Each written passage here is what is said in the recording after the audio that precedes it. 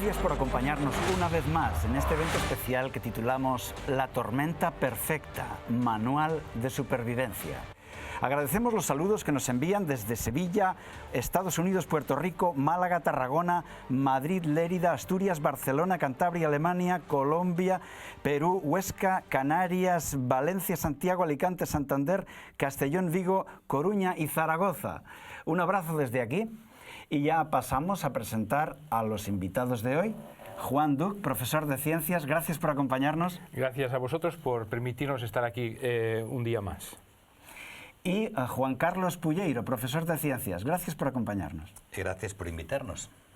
Pues vamos ya con la primera pregunta que nos hacen llegar, que dice, ¿la química influye sobre los pensamientos o son los pensamientos los que afectan a la química del cuerpo humano?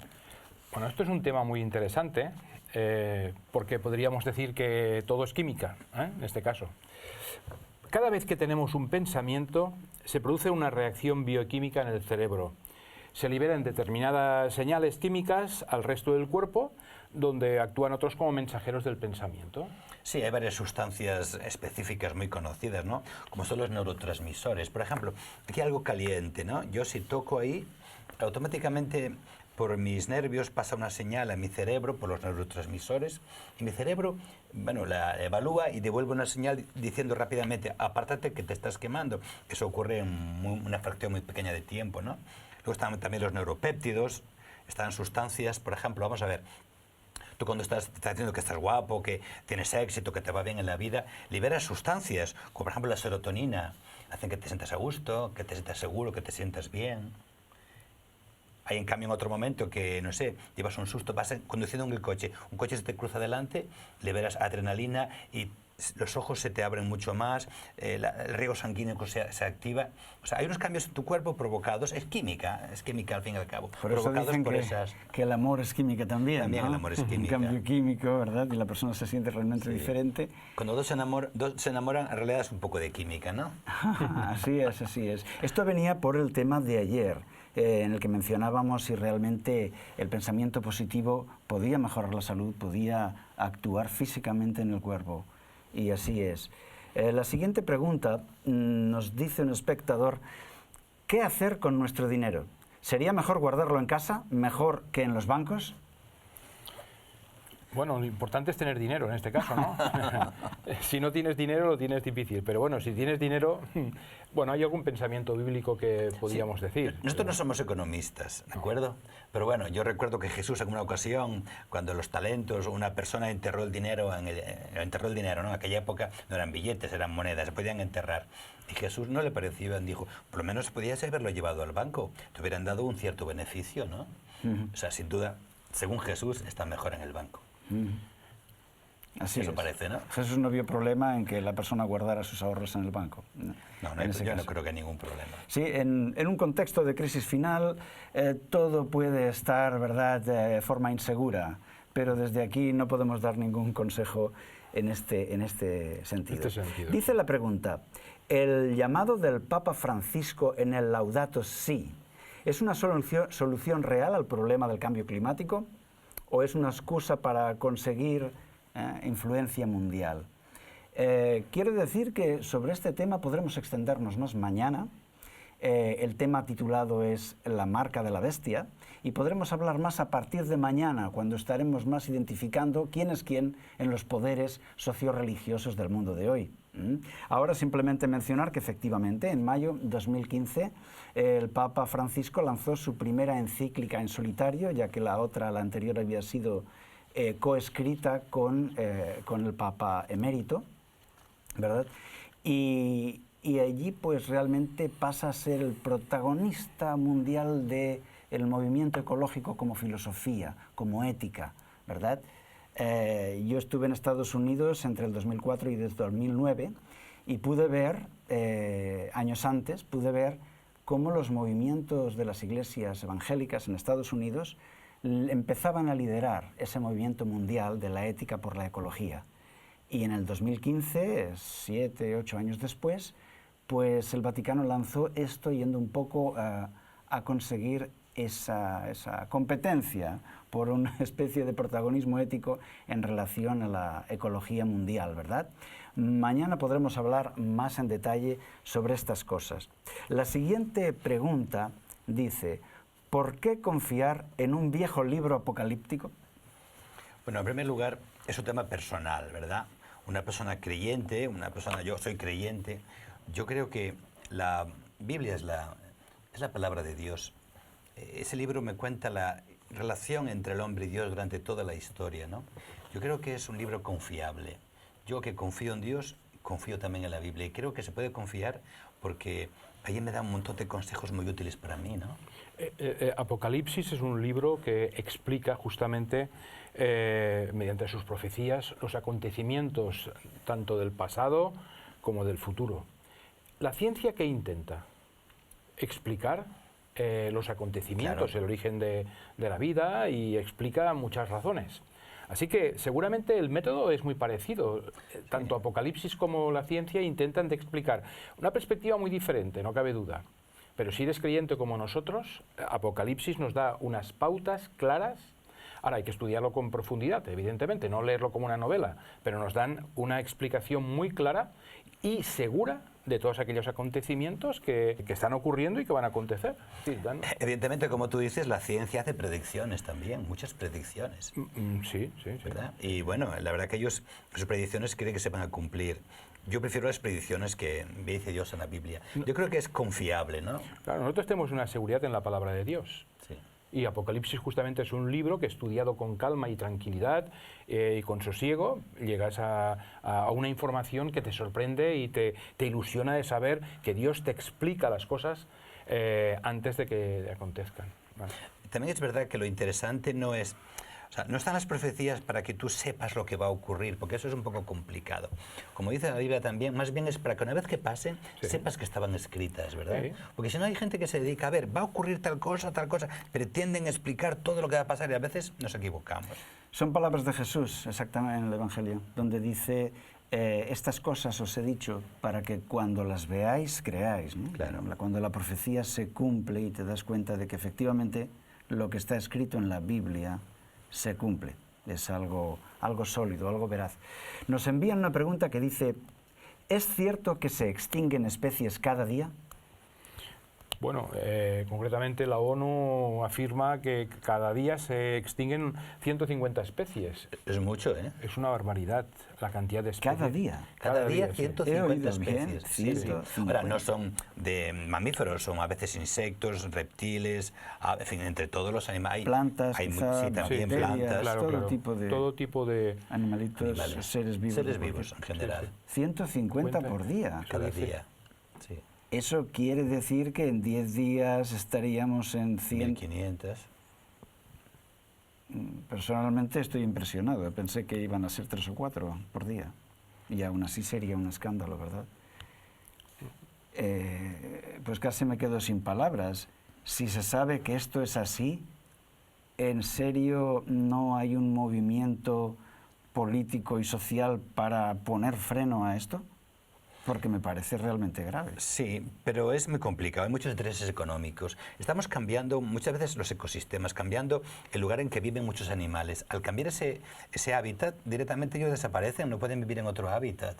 Hay muchísimos insectos y aves que cuando destruyen su medio natural no son capaces de vivir en otro lugar. Entonces, luego hay intereses económicos porque a veces quieres, por ejemplo, tener muchas tierras de cultivo, destruyes selvas. Hay países muy interesados en que siga el negocio, de que sigue destruyendo selvas para plantar algunas cosas. Pues aquí estamos incidiendo en un tema muy interesante, porque dice la Biblia en 1 Timoteo 6:10, dice que la raíz de todos los males es el amor al dinero. Y cuando vemos estas multinacionales esquilmando y destruyendo la tierra, destrozando lo que serían los pulmones del planeta, solo porque quieren aumentar sus ingresos quizá en un 10% o alguna tontería así, permitidme la expresión, porque gente que ya es inmensamente rica, pues parece no tener suficiente. Dice 1 Timoteo 6:10, porque raíz de todos los males es el amor al dinero, el cual, codiciando algunos, se extraviaron de la fe y fueron traspasados de muchos dolores. Yo reconozco que cuando me hice cristiano, cuando leí esto por primera vez, reconozco que no me gustó este texto. ¿Cómo el amor al dinero va a ser la raíz de todos los males?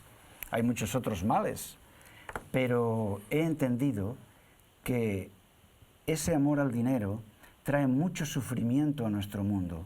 En la raíz de las guerras, de la injusticia, de la marginación y del hambre en el mundo y de tantas y tantas desgracias, podríamos encontrar en la raíz el amor al dinero de algunos, ¿verdad? El Porque dinero aquí es dice no es que sea el mal, sino la raíz de los males. El dinero es el Dios de este mundo, el Dios de mucha gente, el dinero. Y ese Dios, pues, se lo ponen por encima de todo. No les importa la naturaleza, no les importa las personas, los animales, solo quieren a su Dios, que es el dinero. Pero fijaros bien, una información de la OMS, ¿vale? Dice concretamente 7 millones de muertes cada año debidas a la contaminación atmosférica. Imaginaros lo que representa esto. Quiere significar que no acabamos de controlar, porque las especies todas son importantes, pero bueno, desde el punto de vista, digamos, de la especie más importante, es que nos estamos autodestruyendo a nosotros mismos. 7 millones de personas que mueren a consecuencia de la contaminación atmosférica, eso quiere decir que bueno, al ritmo que vamos, llegaremos a una catástrofe en este sentido. Y limpiar el aire sería el gran objetivo. Respiramos el aire que respiramos lo más limpio, te evita de muchas enfermedades y de muchos contagios, que permite que la gente pueda vivir de una manera sana. Pero es verdad, cada vez estamos destruyéndonos más a nosotros mismos. Parece un poco absurdo, ¿no?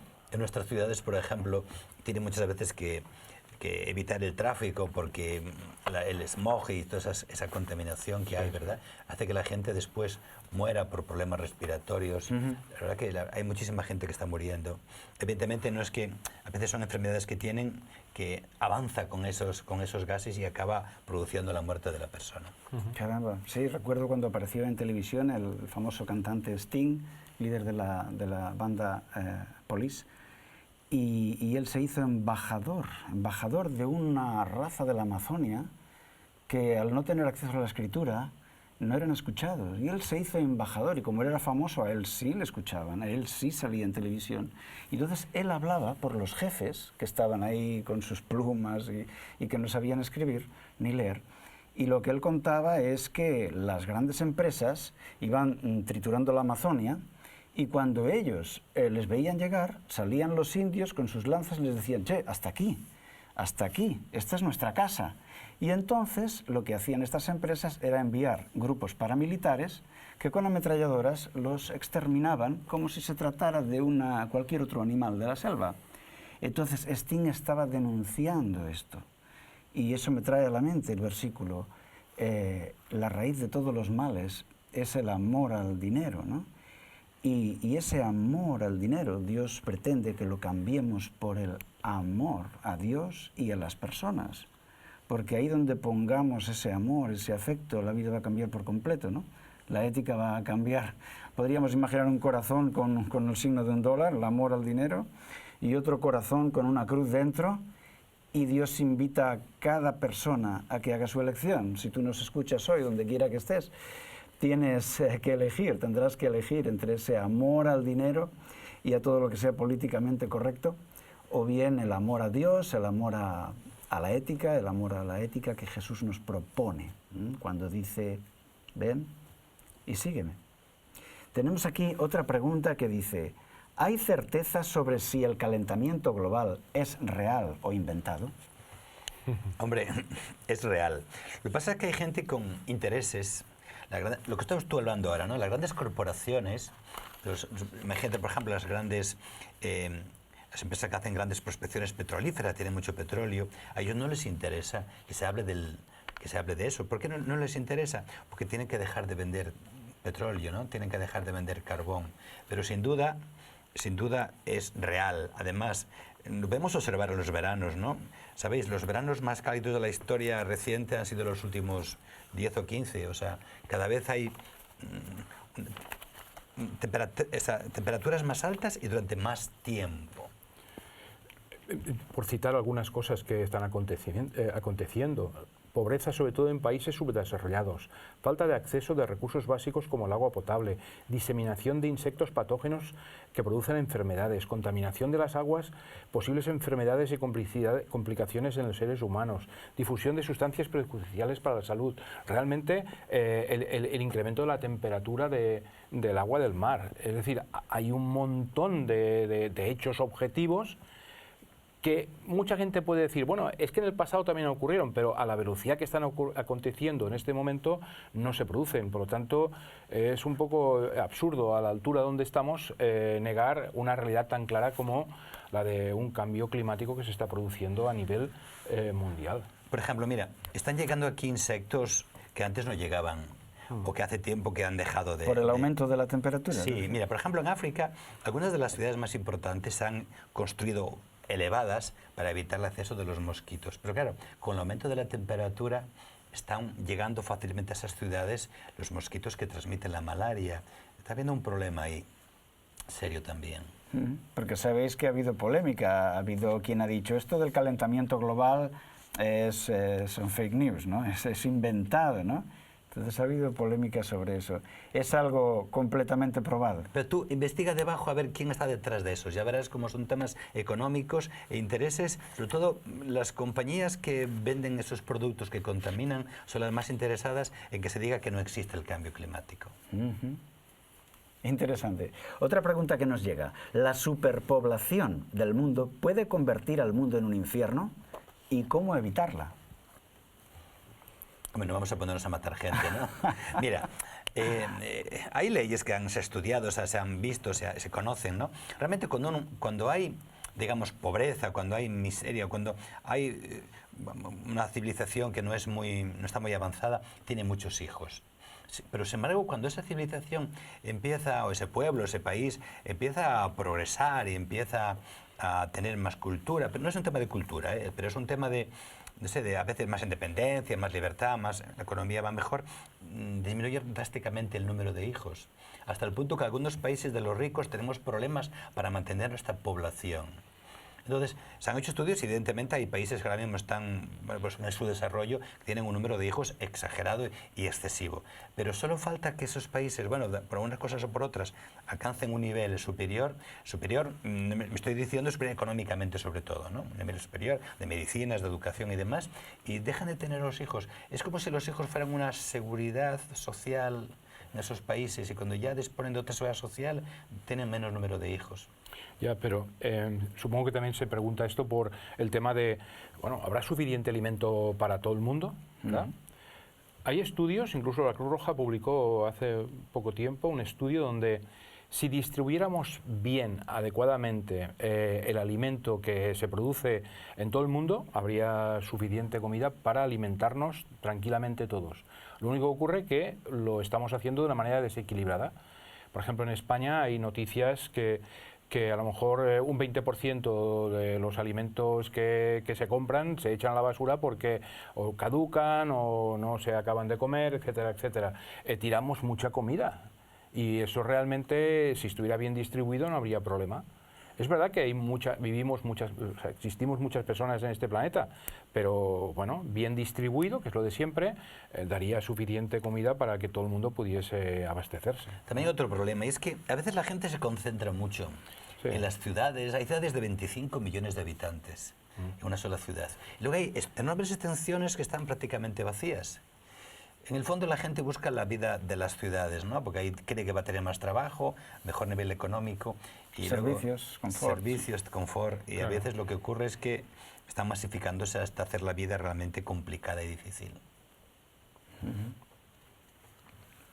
Aquí tenemos más preguntas.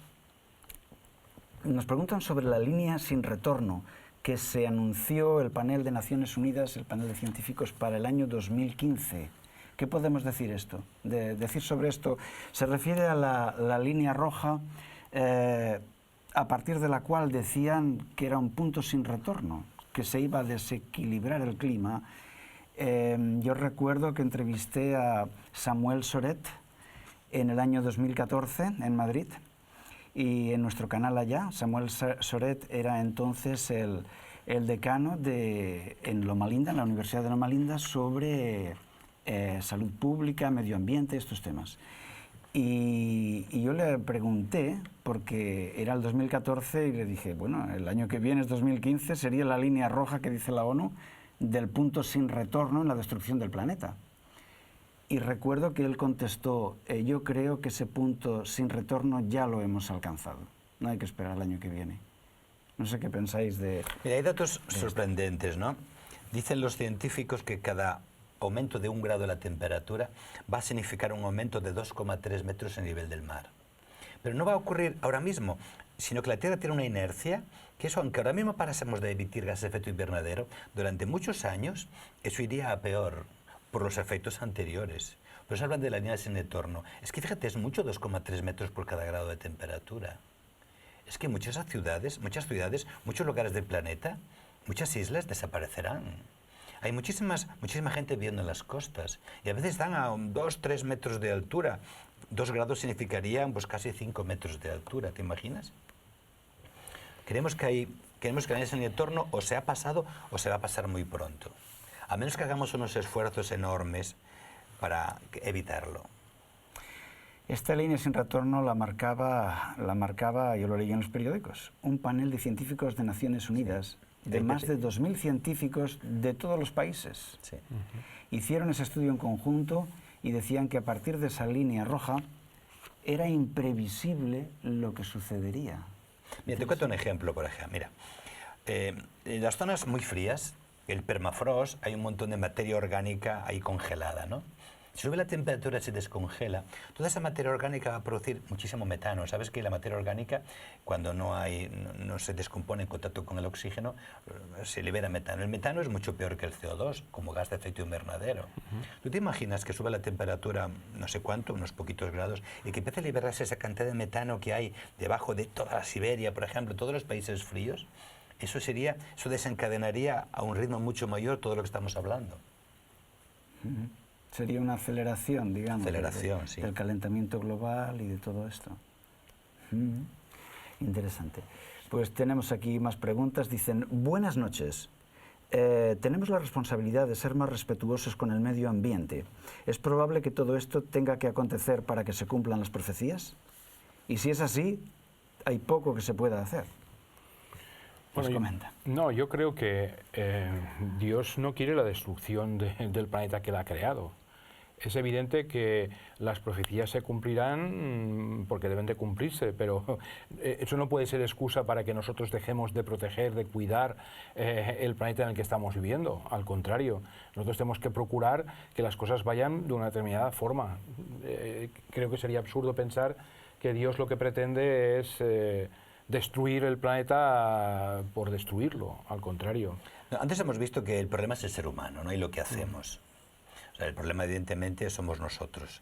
Entonces, las profecías están claras y no siempre están claras, porque a veces no hablan tanto de... Hablan de que la Tierra evidentemente va a sufrir, va a haber problemas, ¿no? Pero no queda claro exactamente qué tipo de más van a ser. O sea, a veces tienen que ver simplemente pues, con nuestras actitudes ante los seres humanos, en fin. Así es. No la naturaleza. Está claro que la Biblia no es un libro de ecología y que la Biblia no tiene como objetivo darnos detalles acerca de una crisis ecológica en absoluto. Es un libro religioso que trata de transformar el corazón humano, pero aún así podemos ver algunos indicios aquí y allá. Por ejemplo, mencionábamos ya ayer Apocalipsis 7, en su versículo 1 dice: después de esto vi a 4 ángeles en pie sobre los 4 ángulos de la tierra, algo global, sobre los 4 ángulos de la tierra, que detenían los 4 vientos de la tierra para que no soplase viento alguno sobre la tierra, ni sobre el mar, ni sobre ningún árbol. Y por el contexto que menciona aquí, están deteniendo la destrucción para que todavía no se desencadene sobre la tierra. Es decir, es el cuadro no de que Dios viene con sus plagas a romper todo, no. Al contrario, el hombre está poniendo en peligro, destruyendo el equilibrio, la vida en el planeta, y aquí tenemos a Dios que interviene con estos 4 fantásticos ángeles sujetando para que el asunto no termine con todos nosotros antes, sino que se detenga. Y por si eso no fuera poco, En Apocalipsis, capítulo 11, versículo 18, se menciona que Dios va a castigar, dice, destruyendo a los que destruyen la tierra. Y lo dice así literalmente en Apocalipsis 11, 18. Menciona, ha venido el tiempo ha llegado de juzgar, dice, y de destruir a los que destruyen la tierra.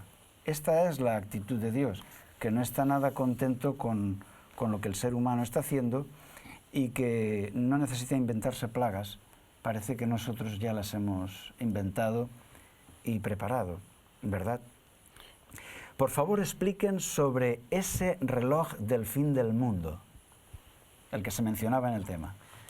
Bueno, ese reloj es una manera de hablar, ¿no?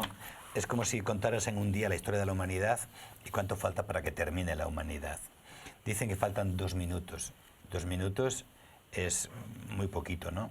Evidentemente este reloj nació en los años 70, cuando sabes que había un riesgo importante de destrucción nuclear. Estaban las dos grandes potencias apuntándose una a la otra. En cualquier momento hubo incluso varias ocasiones, estuvieron a punto de apretar el botón. Ahora eso ya digamos que se ha relajado un poco, pero bueno, ha nacido ahora el cambio climático. Y eso está poniendo en peligro pues la vida humana. Ellos creen que, bueno, contando en un día la historia de la humanidad, faltan 2 minutos. O sea, comparando, 2 minutos no es nada comparado con un día. Estamos llegando al final, a la destrucción, al apocalipsis, dicen ellos. Sí, lo interesante es que el mundo científico se está dando cuenta de que o ponemos remedio a muchos acontecimientos que deterioran el planeta, o finalmente la Tierra no podrá seguir, digamos, manteniéndose en el mismo orden que se encuentra ahora. Entonces, esto es una forma gráfica de explicar justamente que nos queda poco tiempo para que la gente reaccione y ponga remedio a nivel que uno puede hacer. Para evitar la destrucción, si no. Evitar, sí, sí. Porque hay algunas cosas que son visibles y otras son un poco invisibles. Y ya que has hablado tú del tema de los plásticos, yo quiero decir una cosa muy, muy curiosa. Hay dentro de, digamos, de este planeta, hay necesidad de respirar, es decir, gastamos una cantidad de oxígeno muy grande. Evidentemente tenemos los árboles, que gracias a la fotosíntesis podemos producir una gran cantidad de oxígeno. Pero hay un detalle, hay una bacteria que se llama el Chlorococcus, que es responsable de producir el 10% del oxígeno que hay en la atmósfera. Él vive en el mar y es una cantidad muy grande, pero es sensible justamente a la contaminación provocada por el plástico. Es evidente que esta bacteria no se come el plástico ni se queda, digamos, enrollada con las juntas de las latas de refrescos. Pero la mayoría de ellos, estos plásticos, contienen unos productos que se colocan para hacer que sea más resistente y que pueda actuar como corresponde. Pues bien, cuando una bolsa de plástico va al mar, poco a poco va desprendiéndose de esos productos que van deteriorando esas bacterias, y eso hace que haya una concentración muy grande de esos compuestos tóxicos y elimina, en este caso, un ser que produce el 10% del oxígeno que hay en el planeta Tierra. Es una barbaridad, ¿eh? Una barbaridad. Y son cosas que uno no detecta ni sabe que puedan ocurrir, pero realmente es así. Así que fijaros bien lo atentos que tenemos que estar todos, lo sensibles que tenemos que estar para que realmente sea así. Y claro, hay grandes cosas que, porque alguien se pregunta, bueno, ¿y yo qué puedo hacer? Bueno, pues es evidente que las grandes industrias son las que más contaminan, pero a nivel personal hay toda una cultura que hay que tener en cuenta, por ejemplo, el reciclaje o otros factores que debemos de mentalizarnos de que son importantes de lo que yo pueda hacer de forma personal para que esto vaya mejor. Yo con mis alumnos a veces les comento cosas, ¿no? Estamos tan acostumbrados al usar y tirar, estamos tan acostumbrados a, en vez de arreglar, cuando algo se estropea, lo renovamos por otro, eso estamos generando mucha basura, mucha contaminación. Y claro, yo pienso a veces en nuestros hijos, en nuestros nietos. Pues ya somos mayores, ¿no? Pero ¿qué mundo van a tener nuestros hijos y nuestros nietos? Ellos son responsables ahora por lo que están haciendo. Claro, hay que cambiar los hábitos. Y no siempre es fácil cambiar los hábitos. Porque te vienen a veces, parece como que impuestos, ¿no? Mira, esto lo tiramos a la basura. Bueno, hay países como los nuestros, como los países un poco más avanzados, estamos intentando cambiar algunos hábitos, reduciendo el número de bolsas de plástico. Ahora ya te las cobran para que no cojas tantas bolsas y luego acaban todas a la basura y acaban en el mar muchas de ellas. Bueno, algo está concienciando a la gente, los políticos algo están haciendo, pero el problema ¿es suficiente, no es suficiente? Interesante, ¿verdad? Ha habido noticias también sobre las abejas. Sí. La gran disminución de la población de abejas, que se mueren las abejas. ¿Y por qué se mueren las abejas? Se dice que por productos tóxicos utilizados en la agricultura. Es que realmente en las plantaciones quieren eliminar los insectos, pero claro, las abejas son unos insectos buenos, ¿no? Claro, pero al eliminas todos los insectos o casi todos los insectos. Entonces, realmente las abejas, no podríamos vivir en el mundo sin las abejas, lo tenemos claro, ¿no? Por la polinización. Polinización. Hombre, evidentemente podríamos comer arroz, trigo y alguna cosa más, naranjas podríamos comerlas, pero es que todo lo demás, todas las frutas, las demás frutas, necesitan polinizarse y todas las verduras. Alguien tiene que polinizar eso y las abejas son fundamentales. Entonces, las necesitamos. Está habiendo movimientos mundiales para defender las abejas, ¿no? Pero claro, estamos usando muchos pesticidas, estamos acabando con las plagas y claro, también con las abejas. Así es, sí, es verdad. Por ese problema, en el Valle de San Joaquín, el gran granero de agricultura de California, ¿no? Que dan frutas, verduras, hortalizas para la mitad de Norteamérica, pues en ese Valle de San Joaquín necesitaban abejas y iban unos trailers cargados con colmenas para plantarlas allá y ayudar a la polinización de la agricultura. El tráiler volcó, miles de enjambres se rompieron y había una nube de abejas en la autopista. Enviaron a la policía llegó allá, vio todas aquellas abejas, no sabían qué hacer, no iban a liarse a tiros con las abejas. Vino el ejército, vinieron ahí con tanquetas, nadie sabía qué hacer con aquello y el tráfico cortado. Y tuvieron que llamar a apicultores que con paciencia se metieron allá, empezaron a reordenar enjambres y empezaron a ordenar aquello en el lenguaje de las abejas, ¿no? Y ahí me di cuenta de que efectivamente estaban necesitando comprar abejas para que ese sistema de agricultura siguiera funcionando. Te puedo contar una experiencia personal. Yo tengo abejas, ¿sabes? Tengo unas cuantas colmenas. Un amigo me ha pedido que se los lleve a sus fincas. Mi amigo cultiva calabazas y ha hecho una experiencia, ¿no? Vamos a ver, quiero ver si llevas tus abejas a mi finca, cuánto aumenta la producción de calabazas. Y ha aumentado mucho. En algunas fincas hasta el 50%. Interesante. O sea, cuantas más abejas, pues lógicamente, en este caso, más calabazas, que es lo que produce mi amigo. Estupendo. Bien, nos preguntan acerca de la capa de ozono. Mucho se ha dicho ya desde hace años que está dañada la capa de ozono, que está peligrosamente reducida y que incluso tenemos un buen agujero en el tejado encima de la Antártida. ¿Es así? Sí. Bueno, aquí tenemos buenas noticias. La verdad que esto va disminuyendo, el agujero de ozono va disminuyendo. Los CFCs que antes se echaban, los CFCs son los propelentes, eso que usaban en todos los sprays. Esos gases son muy estables y quedan muchos años por ahí, pero luego cuando van subiendo a la alta atmósfera reaccionan con el ozono y lo destruyen. Entonces, desde que el ser humano pues, se puso de acuerdo en reducirlos o eliminarlos prácticamente, no del todo, ¿no? La verdad que la capa de ozono está mejorando. Eso hay que decir que hay ocasiones en que las cosas pues, se hacen mejor. Y está reduciéndose el agujero de la capa de ozono. El ozono es un gas, O3, realmente la fórmula que tiene O3 es un gas que está presente en las altas capas de la atmósfera y son protectores de los rayos ultravioletas, pero también está desgraciadamente en las capas bajas porque es bastante dañino, muy oxidante, y eso realmente contamina muchísimo. O sea que el ozono no es un gas de por sí bueno ni malo, sino según dónde está situado. en las capas bajas de la atmósfera es muy perjudicial para el ser humano. Las capas altas lo que hace es absorber la radiación ultravioleta que viene del Sol y ahí produce un equilibrio.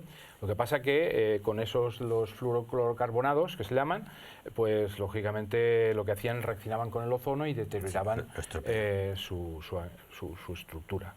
Pero bueno, como dice Juan Carlos, creo que a nivel mundial estamos ya más mentalizados, aunque según las últimas noticias que he leído por ahí, en algunos países, digamos, importantes, como China, realmente hay un tema que hay que seguir trabajando. Es que escuché que tendría un efecto, podríamos decir, de inercia de 20 años. Es decir, que aunque ahora se usen menos, los que se han lanzado a la atmósfera estarán 20 años fastidiando y perjudicando la capa de ozono.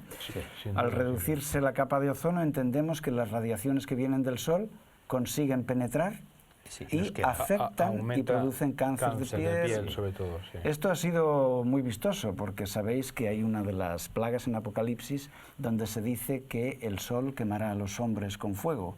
Entonces, claro, cuando vemos que está escrito así y vemos que la acción humana reduce el ozono y el Sol empieza a quemar a los hombres con su fuego, se hace muy evidente, ¿verdad? Sí. Como cumplimiento de algo que estaba escrito tantos años antes.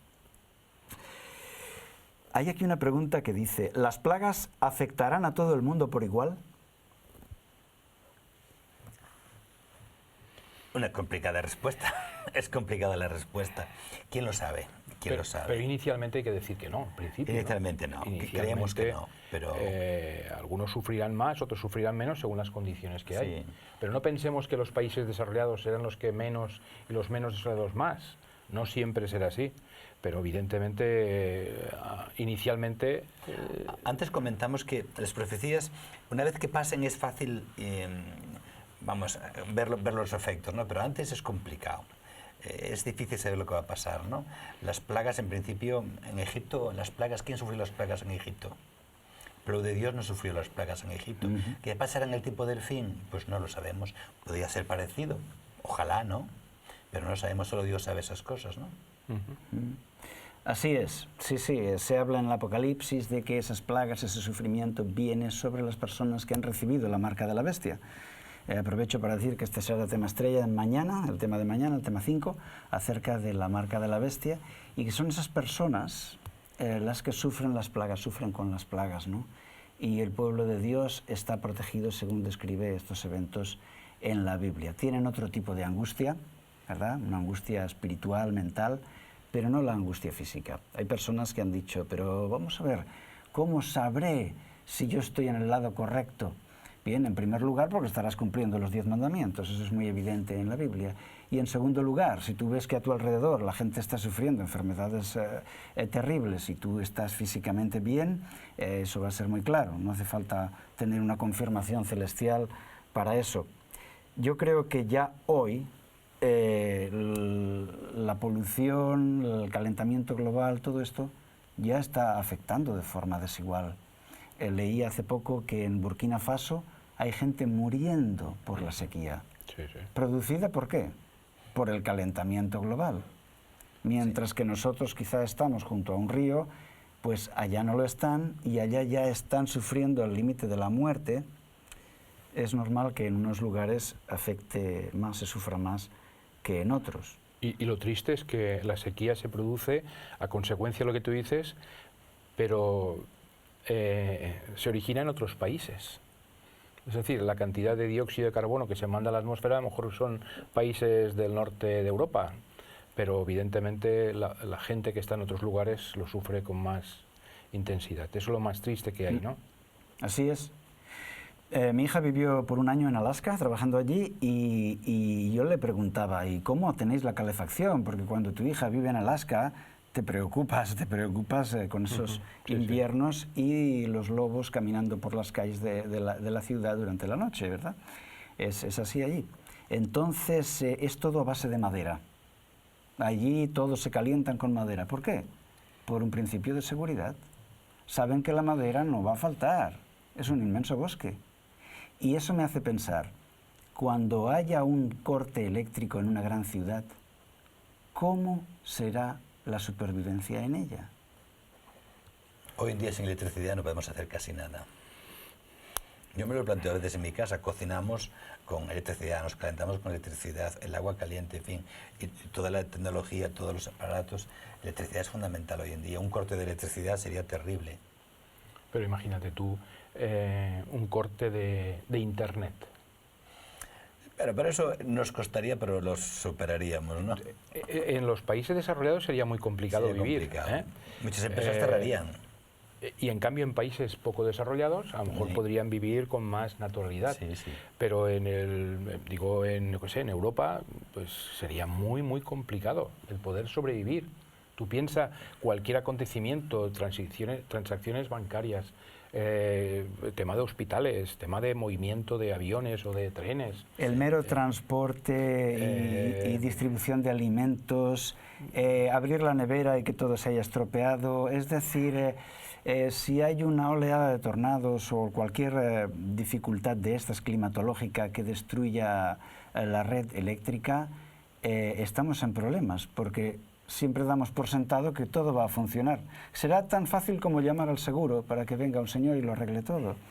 Pero esto, en un escenario de catástrofes como la que dibuja Apocalipsis, esto no va a ser así. No. Por eso es buena idea que en Alaska la calefacción funcione con leña, ¿no os parece? Sí. Yo también me caliento con leña durante el invierno, ¿eh? ¿Será que en nuestra vida moderna, en las ciudades, nos estamos haciendo muy frágiles? Sí, muy Que dependientes. bastaría que el claro. clima estornude para quedarnos en la edad de piedra de repente, viviendo en un piso 16 donde no funciona el ascensor, donde no puedo llamar por teléfono. Claro, este es el gran problema. Las ciudades, digamos, los lugares desarrollados están muy condicionados por todo el entorno. Si todo funciona bien, a lo mejor la calidad de vida, bueno, la calidad entre comillas, puede ser mejor, pero claro, cualquier pequeña alteración de ese tipo, la repercusión será mucho más grande. Ayer hablaba en el programa de abandonar las ciudades, ¿no? Realmente, en fin, no es que haya que abandonar las ciudades porque sí, pero evidentemente la vida es mucho más sana en el campo. Mi amigo y yo tenemos una huerta cada uno, ¿verdad? Y comemos nuestras verduras. Yo tengo agua de lluvia, bebo agua de lluvia, no hace falta comprar agua potable. Y con eso podría contarte muchas cosas. Un panel solar Pues muy para buena calentar idea. un panel solar para calentar el agua. Lo dejamos a nuestros espectadores como un buen consejo. Una vida natural, desde luego, nos aseguraría por medios naturales tener una mejor calidad de vida en una situación de crisis como esta. Y nos daría una cierta independencia también bastante saludable. Yo saco dos conclusiones bonitas del tema de hoy. Una es que hemos podido escuchar el testimonio de fe de dos profesores de ciencia, con lo cual queda claro que no es cosa de catetos creer en Dios en absoluto, sino que los profesores de ciencias perfectamente pueden entender que es coherente, sensato, seguir a Jesucristo y aceptar la Biblia como una autoridad inspirada por Dios. Y la segunda conclusión podría ser, no tenemos a un Dios iracundo que viene aquí a romperlo todo. Más al contrario, vemos que la Biblia nos muestra un Dios de amor, que cuando el hombre estaba al borde de su suicidio, Él viene para darle una nueva oportunidad, un mundo nuevo, hermoso y eterno. Así que, ya que está la promesa de la lluvia tardía, os invito, y a vosotros en vuestras casas también, a tener ahora una breve oración para pedir la lluvia tardía. Oremos. Padre nuestro, te damos muchas gracias, Señor, por tu promesa de la lluvia tardía. Ayúdanos a recibirla, Señor, que abramos nuestro corazón y que podamos recibir de ti ese derramamiento del Espíritu Santo, que nos haga fieles a nuestra conciencia, que nos haga leales a la verdad, sin importar las dificultades del exterior. Danos la victoria y la vida eterna, que te lo pedimos por Jesús. Amén. Amén. Hasta aquí el tema de hoy. Tendremos mañana un tema titulado La marca de la bestia, entrando en el último tramo de este evento llamado la tormenta perfecta. Este último tramo que titulamos Manual de supervivencia. Ya que estas cosas van a suceder así, ¿cuál debe ser mi actitud? ¿Qué es lo que yo puedo hacer para superar cualquier dificultad y obtener la victoria? Será mañana en el mismo canal a la misma hora. Hasta mañana.